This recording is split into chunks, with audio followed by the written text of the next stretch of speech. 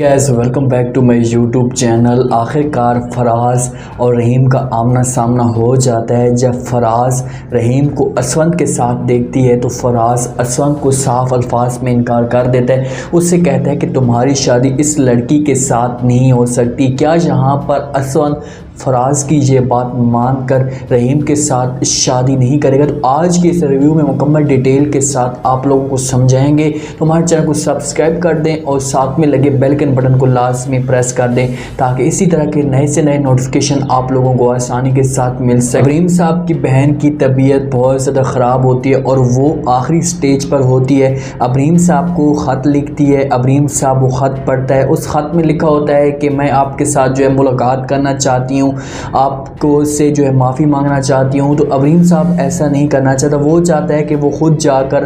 آپا کو ملے۔ وہ اپنی بیگم کے ساتھ بات کرتا ہے، اسے سب کچھ بتا دیتا ہے، اس سے کہتا ہے کہ آپا کی جو حالت ہے وہ بہت زیادہ خراب ہے اور ہو سکتا ہے کہ اس کے جو زندگی کا سفر ہو یہ آخری ہو۔ وہ شرمندگی کے لیے وہ مجھ سے ملاقات کرنا چاہتی ہے، اسے دور کرنا چاہتی ہے۔ اب تم بتاؤ میں کیا کروں؟ میں خود اس سے ملنے کے لیے چلا جاؤں یا وہ خود یہاں پر آ سکتی ہے؟ تو اس کی بیگم اسے یہاں پر یہ کہہ سکتی ہے کہ تم ایسا کرو کہ تم خود اسے جا کر ملنے چلے جاؤ۔ تو یہ وہاں پر جائے گا اور اس کے بعد اس کی بہن کی جو زندگی ہے وہ ہمیشہ کے لیے ختم ہو جائے گی۔ آخرکار وہ دن آ جاتا ہے جب اسود رحیم کو فراز اور سمین کے سامنے کھڑا کر دیتا ہے۔ وہاں پر جب یہ کھانے کے لیے بیٹھے ہوتے ہیں، اسود ان کو سرپرائز دینا چاہتا ہے۔ جب ان کو سرپرائز دیتا ہے تو فوراً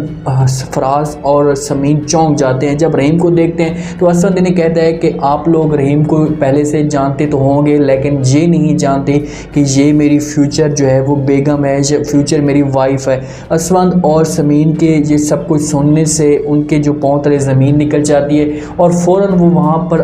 فراز آتا ہے اسود کے پاس اور اسے منع کر دیتا ہے۔ اسے کہتا ہے کہ تم اس لڑکی کے ساتھ شادی نہیں کر سکتی، یہ جو تمہارا گھر ہے ہمیشہ کے لیے برباد کر دے گی۔ وہاں سے فراز اور سمین چلے جاتے ہیں۔ پیچھے سے رحیم اسود کو کہتی ہے کہ مجھے ایسا لگتا ہے کہ یہ سب کچھ آپ کے بھائی کو، آپ کی بھابھی کو اچھا نہیں لگا میرے ساتھ، آپ کا ساتھ۔ تو وہاں پر اسود اس کی کوئی بھی بات پہ فی الحال غور نہیں کرتا۔ گھر آتا ہے، بڑا پریشان ہوتا ہے، فراز بھی پریشان ہوتا ہے۔ فراز ہوتا ہے وہ سارا کا سارا قصور وہ سمین کے اوپر ڈال دیتا ہے۔ اسے کہتا ہے کہ یہ سب کچھ تمہاری وجہ سے ہوا، تم نے مجھے پھنسایا اور اب وہ میرے بھائی کو پھنسا رہی ہے، میرے بھائی کو استعمال کرنے کی کوشش کر رہی ہے۔ سمین فوراً فراز کو یقین دلانے کی کوشش کرتی ہے، اس سے کہتی ہے کہ بھائی تم میرا یقین کرو، مجھے اس کے بارے میں بالکل بھی علم نہیں ہے، میں نے حریم کو ایسا کچھ بھی نہیں کہا۔ اگر آپ لوگوں کو یا آپ کو میرے اوپر اتنا شک ہے تو آپ اسود کو منع کر دیں، اس سے کہہ دیں کہ اب وہ حریم کے ساتھ شادی نہ کرے۔ تو سمین حریم کے ساتھ کال پہ بات بھی کر رہی ہوتی ہے، اس سے کہہ رہی ہوتی ہے کہ جو آپ نے میرے ساتھ دوستی کی اور اس دوستی میں آپ نے جو مجھے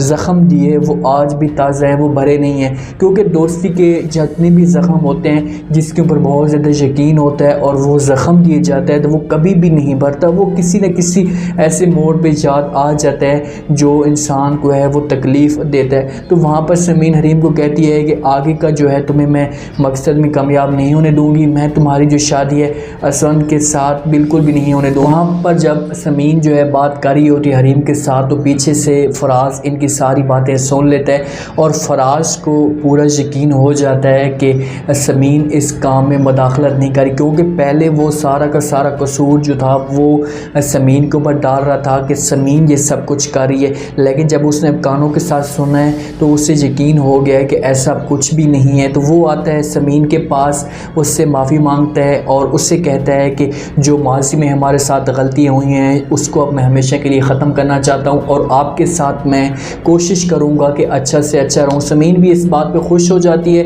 اسود آتا ہے فراز کے پاس اور اس سے پریشان ہو کر پوچھتا ہے، اس سے کہتا ہے کہ آپ مجھے بتائیں کہ آپ نے جو رات کو یا کل بات کی تھی کہ حریم کے ساتھ شادی نہ کرو تو آپ نے ایسا کیوں کہا؟ تو فراز اسے سب کچھ بتا دیتا ہے، اس سے کہتا ہے کہ یہ لڑکی یونیورسٹی میں میرے ساتھ محبت کرتی تھی، میرے ساتھ پیار کرتی تھی اور مجھے اپنے جال میں پھنسانے کی کوشش کی اور اسی لڑکی نے اس رات کو سمین کو میرے پاس بھیجا جب اسود یہ بات سنتا ہے تو اسود حیران ہو کر فراز سے پوچھتا ہے، اس سے کہتا ہے کہ یہ تم جو ہے کیسے کہہ سکتے ہو، یہ نہیں ہو سکتا۔ لیکن فراز اس سے منع کر دیتا ہے، اس سے کہتا ہے کہ بھائی یہ جو ہے آپ کا گھر برباد کر دے گی، پہلے اس نے مجھے برباد کیا، اب وہ آپ کو برباد کر دے گی، میری بات مانو تو آپ جو ہے اس کے ساتھ شادی نہ کرو۔ یہاں پر اسود بھی پریشان ہو جاتا ہے، فراز بھی پریشان ہو جاتا ہے۔ جب دونوں پریشان ہوتے ہیں تو فراز کی ماں سے جو یہ حالتیں نہیں دیکھی جاتی، وہ فوراً سارا الزام جو ہے سمین کے اوپر لگاتی ہے، کیونکہ سمین گئی تھی وہاں سے،